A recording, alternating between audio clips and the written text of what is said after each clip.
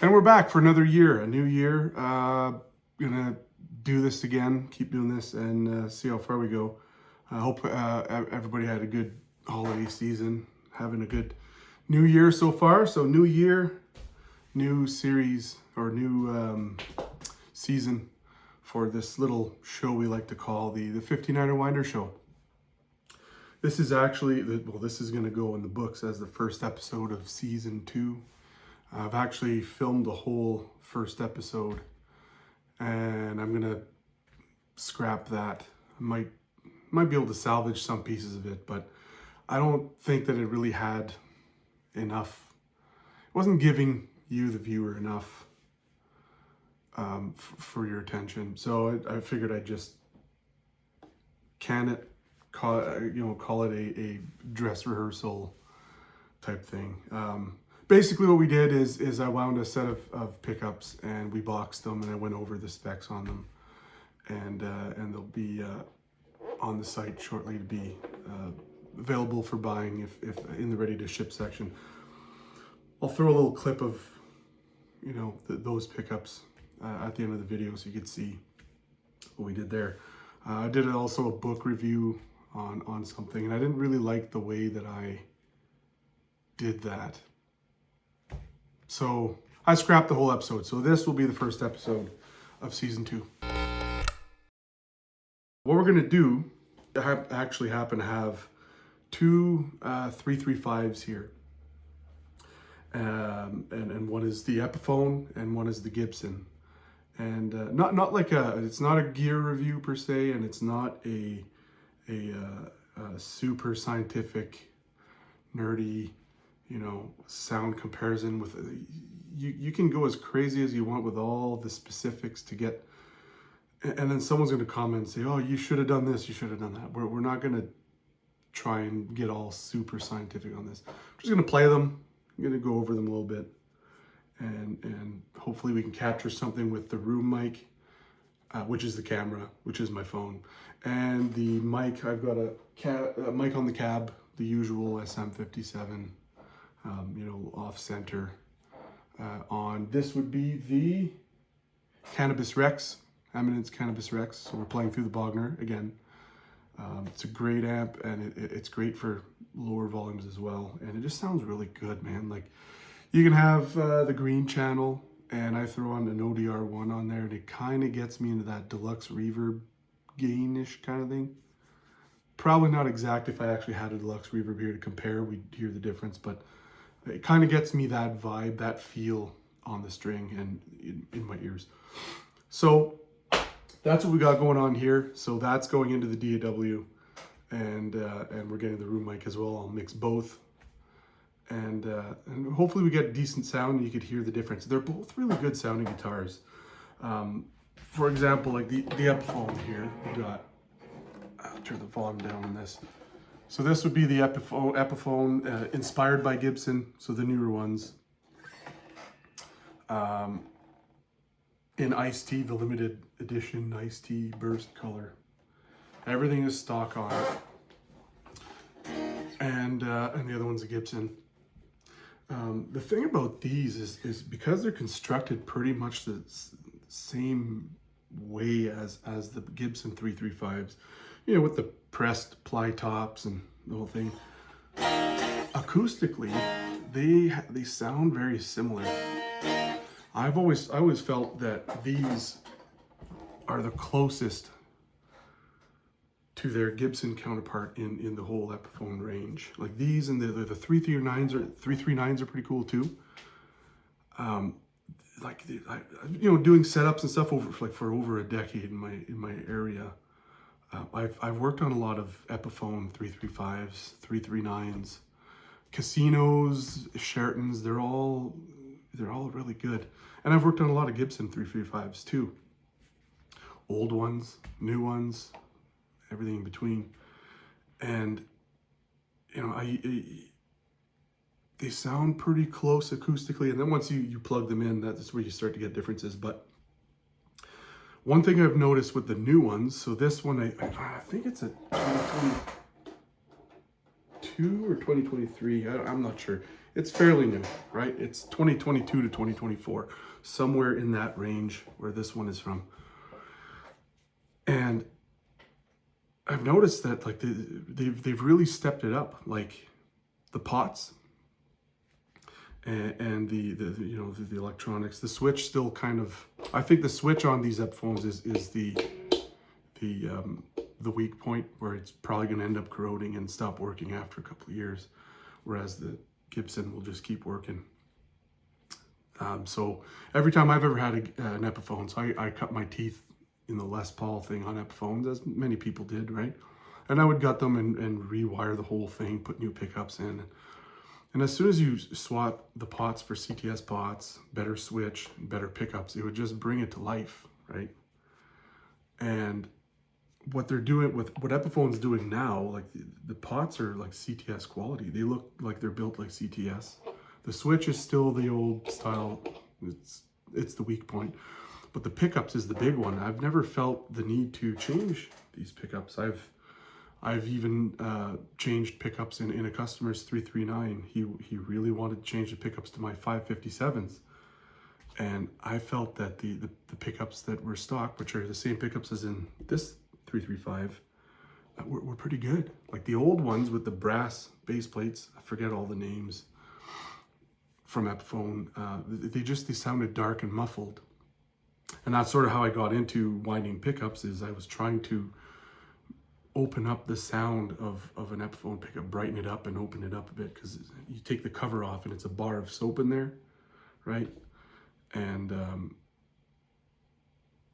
these are bright. They sound a lot like anything you'd get out of a Gibson USA, like the classic 57s or 57 classics, whichever way you name it, or what's coming out of the new 335's, which is like the T-type pickup. These are fine. Like the only thing I would upgrade out of these Epiphones is a switch, just so that you know that it's a solid switch that won't corrode or get all wonky in 6 months to a year to 2 years, depending on how much you use it and where you use it. So these guitars are awesome. So this one's bone stock. And then the next one that we're going to kind of sort of compare is a Gibson 335 Dot, right? This one is a 2023. Now the pickups have been changed in this, and there's a mod here I'll talk about in a sec. But basically with the Gibson, what you're getting is just a more refined sound, a warmer, woodier, a warmer, woodier sound plugged in, but acoustically,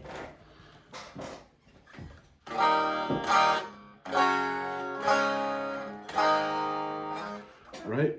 Acoustically, they're not too far off from each other.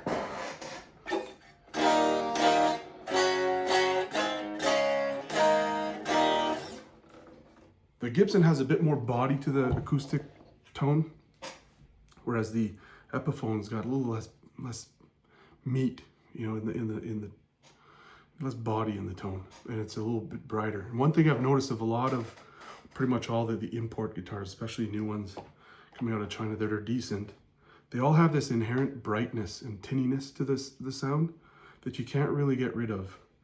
It's not bad, it's just, I find it's just a different tonality.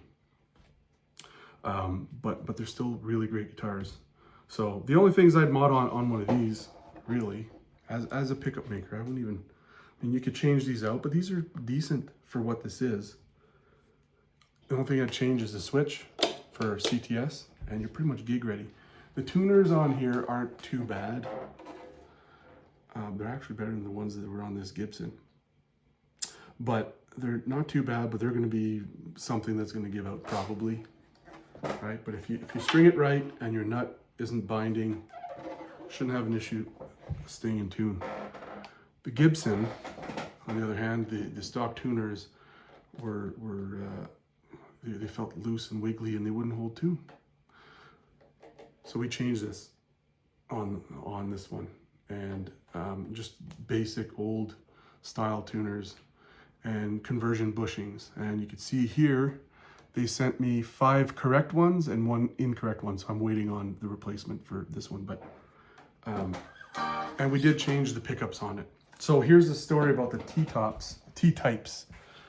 I don't know if they're trying to mimic the T-tops from the earlier days, but the T-types sounded great in this guitar. So see, when you have Alnico 5 and you don't wind them to a certain resistance, they can start to, every coil wire and magnet has a sweet spot where they fill out nice. And I find with Alnico 5, in my experience, other winders might have different experiences, but in my experience, Alnico 5, when you wind below 8 k ohms for the bridge and below 7.6 k ohms in the neck, it starts to scoop the mids a bit, which is great for the neck pickup. So the T-type neck pickup, I think, is like 7.2, 7.3, somewhere in that ballpark. And the bridge was at 7.6. And what happens in the bridge, because it scoops the mids when you wind it that low, it tends to scoop the mids, but because it's wound a bit harder than neck, you get this weird nasal quality to it. So it sounds scooped with a nasal quality to it, and thin because you don't have the low end, because it's wound lower on an Alnico 5. If you had an Alnico 2, it'd warm up the top, fatten up the lows, so that low would work a little better. You'd still get a bit of that nasal thing though. But so what we've done here is we've changed them to our FiftyNiner Vintage Customs from Romain Pickups. Wind up a set of those. They're a little bit hotter than the other ones. So the bridge is around 7.8, 7.9 K on an Alnico 4 rough cast magnet. And the neck is around 7.4 K on a rough cast Alnico 4 magnet. So the magnet is kind of in between a 5 and a 2. It has a more balanced EQ response, so it can take a lower wind. But I've bumped up the resistance, more turns wire than the T-types, just to bring up the mids a bit and to have a nice, smoother, flatter overall EQ, especially for the neck. And the bridge, there's just a bit more mid-range chunk to it that just filled this guitar out really nice. On the Epiphone, it has, I forget which ones, Alnico 2 Pros, I think, with the nickel silver base plates. So if you have a brass base plate, it tends to shave highs. Probably why they went to the nickel silver. That's what, all the Gibson pickups are, the PAFs from the 50s, the nickel silver base plates. It doesn't alter the magnetic field the same as, or at all, as compared to the brass. So you get more clarity with the nickel silver base plate. Every little piece makes up a recipe that makes a difference in the end when you put them all together, right? Just like a guitar, all the pieces, all the different woods and how they resonate, you put it all together and it makes one large sum out of many little things. So the Epiphone, the pickups in here, they were very similar to the stock pickups of the Gibson counterpart. A touch hotter, so kind of like the same DC resistance as the pickups I put in the Gibson, but they still have a bit of a brightness to them, and the body's a bit different. And I don't know if it's how much of that is the guitar and how much is that the pickups, but they're still good. They do sound a bit more like they distort more on a gainy amp, like amp with like a bit of crunch on there, versus my set of 59ers.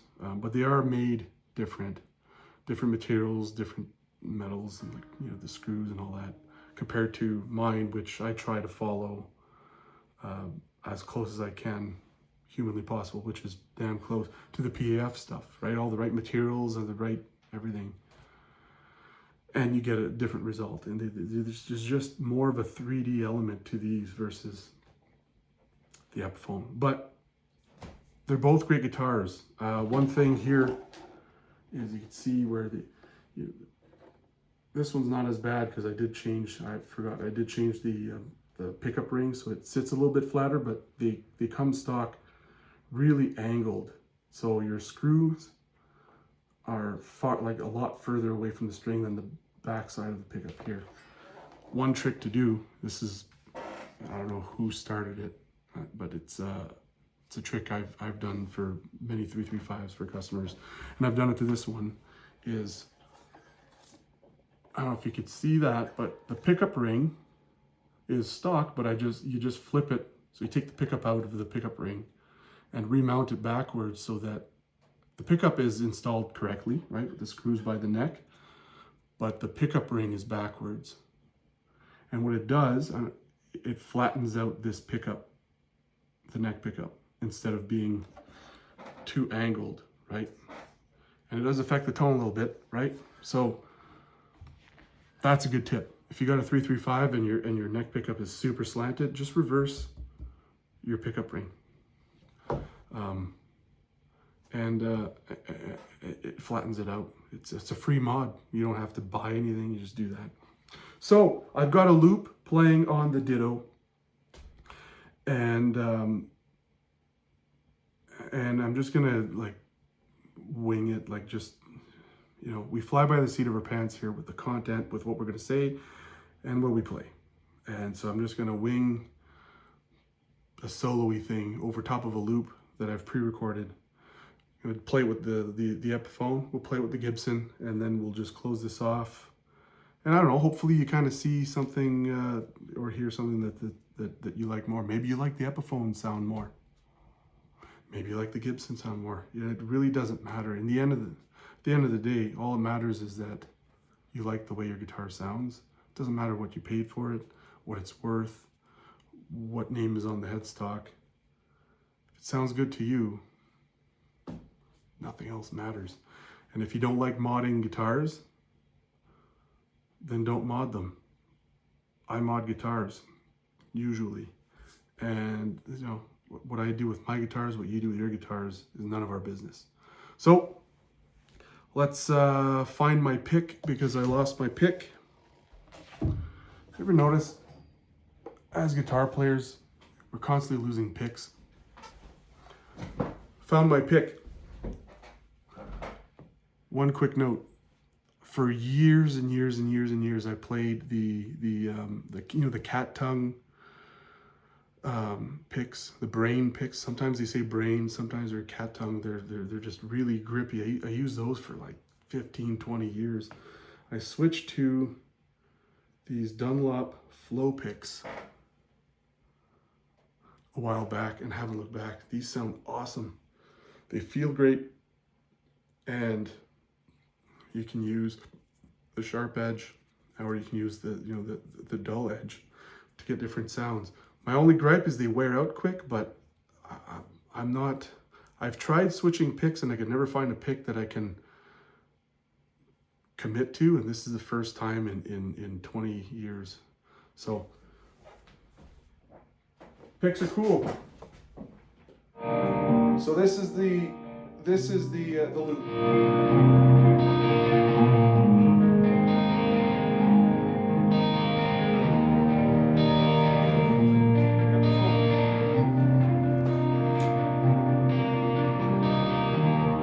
Neck pickup wide open.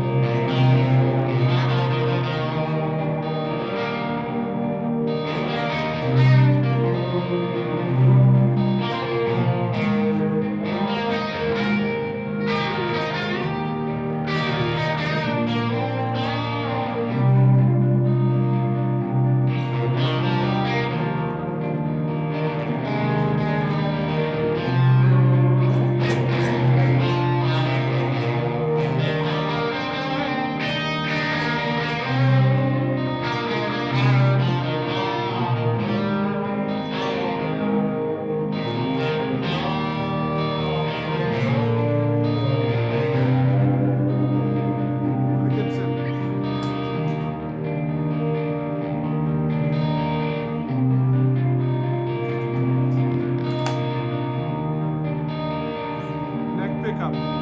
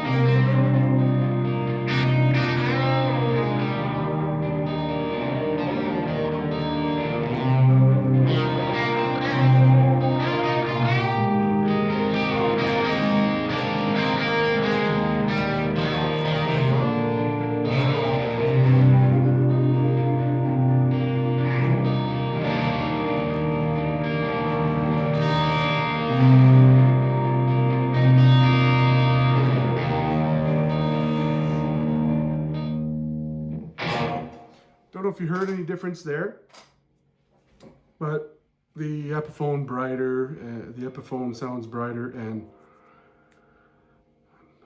a little louder, so it distorts a little more. This one's a little warmer, a little smoother, a little more complex. I find there's more tonal things here. I don't know if the camera or the mic's going to capture that, but in the room there's a bit of a difference. But that's what I'm hearing between these two here. The cool thing about these guitars is if you put in the neck pickup and you drop the volume and tone around 8, even if you've got some drive going on here, it just gets like a papery, velvety kind of sound.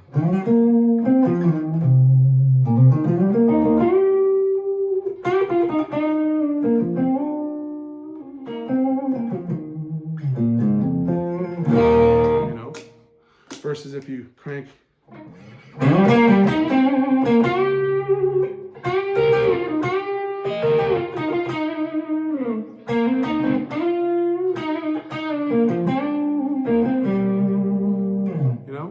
So that's what these guitars are cool. They're good at doing that. I think probably because of the semi-acoustic quality too. It feeds into the pickup, especially when you've got like a PAF style thing. They are a bit microphonic. I don't know, I think these, yeah, the Epiphone ones are most likely wax spotted. I don't know if they're still doing that super vacuum pressured, like, you know, the bar of soap thing under the cover as they used to do. But their pickups are very bright and open sounding compared to the old ones. You don't have to do anything to these. I'm assuming the Epiphone Les Pauls are similar as well. If you're getting the inspired by, especially the inspired by Gibson Custom Shop Epiphones, I would imagine they've got all the electronics set up. Like, I know they have American pickups in those, but in just the standard, you know, inspired by Gibson with this headstock, the pots are good. Change the switch, wait till the tuners fail, then swap those. You don't need locking tuners.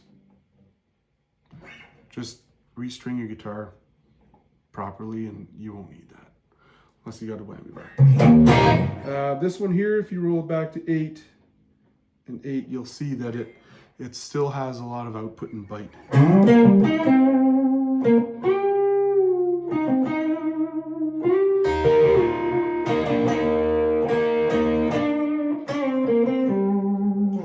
Right, but you could probably roll it back. Maybe this guitar with these pots needs to roll back to 7, right?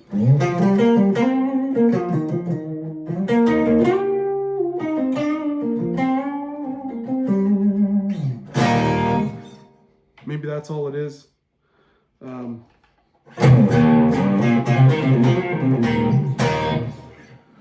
Cool thing about these guitars is that there's just all these price ranges. You can get one of these used, or the older ones used, get them rewired. They're awesome guitars. The Gibsons are awesome too. the trick is go with what works for you, what you can, what you're willing to pay for. And out of the Epiphone line, like this, the ES is probably the best that they make in their whole lineup, I think. Just my opinion. You might have differing opinions, and that's cool. I don't care to be corrected. I know what I know, and I know what I feel. And my only issue is, and this goes with a lot of imports, and this is a picky thing, is the finish. It tends to feel too plasticky to me. And I find that nitro guitars, even though they have their own problems, stickiness and all that stuff, they scuff up easy and they can crack. It just, to me, it feels more organic, like the wood and everything else. It just feels better in my hand. And so, you know, you tend to play better with what feels better in your hands. It has nothing to do with the price, it's the finish. If Epiphone started doing nitro finished guitars, I'd be pretty happy with that, but they're not gonna. And technically, this finish is technically better in the sense of it's more durable. You know, this guitar will look the same if I keep it in the case and play it as often as any other guitar. It'll probably still look like this 20 years from now, whereas the Gibson, that'll age with time, right? It won't look brand new in 20 years. It won't feel brand new in 20 years. That's part of the whole thing, right? So, I don't know. Hopefully you got something out of that. Again, these are great guitars. And the design itself is so versatile. You can do so much with these, right? You can roll back the volume and the tone and find your sweet spot and kind of get a Gretsch tone out of these. You can play them unplugged and it's fairly loud enough where it's not as loud as an acoustic, but it's louder than electric. So you don't have to plug them in to practice. There's cool guitars all around. So I thought I'd share that, you know, since I have two in the house at the moment. We did work on one, and then this one here is bone stock. And yeah, I figured we just, you know, go over that and maybe get something out of it. I will share at the end of this video just a flyby of the pickups that I did in the first episode of season 2 that we ended up scrapping. That'll fly at the end so you can see what we're doing. So basically, I have my PAF replica flagship pickup models, right? The FiftyNiner. So I've got the FiftyNiner Vintage Custom, which is these guys, right? They look old, they're aged. And then the FiftyNiner Custom, which is the same thing as these. There's different variances in outputs and stuff, but basically the same as these, but it's brand new screws and you know, no aging, right? So you get the polished nickel or gold, if that's, you know, your request. You know, like that. And then I have another one which I called the FiftyNiner Standard, and I'm going to rename that to the FiftyNiner Origin. Or Origins, right? The reason being is that when I first started making pickups, I mentioned earlier, I messed up, I was peeling wax off of an Epiphone pickup to see if I can open it up and brighten it up. I have the patience of a mouse, so I ended up it wasn't melting fast enough, so I just started scraping and I broke a coil wire on it. So now I had a broken pickup. So I bought a small winder and some coil wire, and I figured out how to rewind this thing. You know, you broke it, like, well, it's broken. Might as well learn how to make these or fix these, right? So I did that. Fixed the pickup and put it back in the Epiphone that I had, which was a tobacco burst Les Paul Epiphone. And it sounded better than it did before. It was brighter, more open, exactly what I was looking for. So then I bought a pickup kit. You know, let's try with this pre-made kit, and it's from StewMac, I think. Well, and that one sounded even better than the Epiphone one I'd rewound. That's when I started sourcing out my own parts and doing a big deep dive into this all things PAF. But early on, I was making them with ABS bobbins, and poly, some modern coil wire. And I didn't really pay attention as much to the materials of screws and slugs. So I just bought whatever was, had a better price. And I would get better results out of that, compared to the kit and the repaired Epiphone one. And that's when I learned about butyrate bobbins and all that stuff. And so now the cost goes up and you're making these better pickups though, and they sound so much better than the stuff I started whining with. And so many other stock pickups or I was able to kind of refine more and more to what I was going for with each pickup I wound, which is how I developed the different specs that I have on the 59ers and all the other pickups I make. But